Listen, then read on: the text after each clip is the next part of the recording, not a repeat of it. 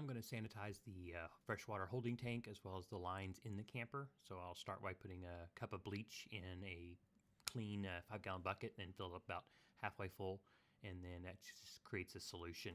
And then I'll use the water pump to suck the solution up into the camper, into the holding tank.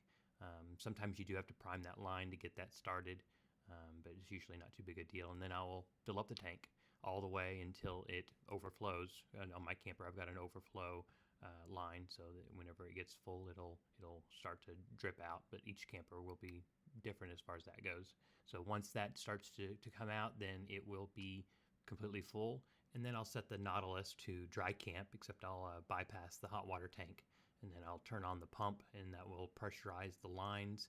And then I'll go up to each of the faucets, and I will turn on the hot and the cold to run the solution into the lines.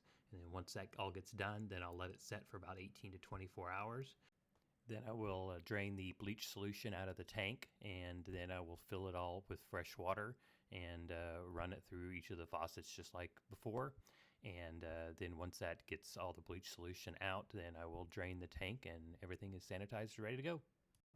All right, now normally in the spring I'd fill up the tanks and do like a deep clean, usually like with a tank blaster or digest it or something like that. But I replaced all the valves last December and I did it at that time, so no need to do it again. But I will go ahead and show you how I dump at home, because we've added a lot of water, antifreeze, stuff like that to the tanks, so need to get all that out. So let me show you how I do that with my Macerator pump at home. All right, on the camper side, I have the Macerator pump directly connected to the sewer outlet. And then for power, eventually I'll probably put a 12-volt connection on the camper here, but right now I'm just using my old converter.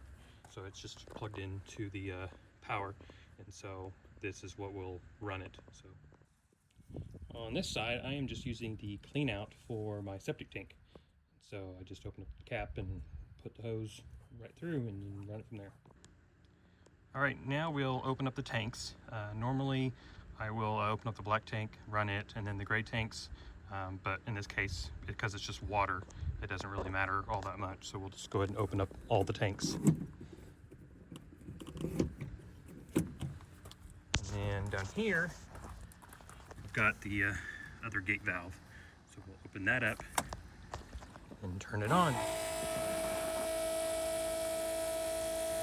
And you can kind of even see the little pink there. So, and that's it. It'll just run and just keep running that until it's out of water, and then you're done.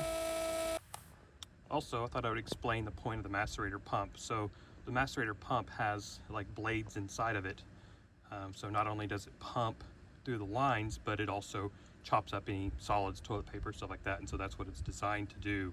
I will also pump in long distances. So I've got this ran about 75 feet or so. And so it'll do a pretty good job. It's just not super fast, but it's a whole lot faster than taking to a dump station. You also want to watch it and make sure that it doesn't run dry. Like you need liquid in there, because that is what's keeping the macerator from overheating.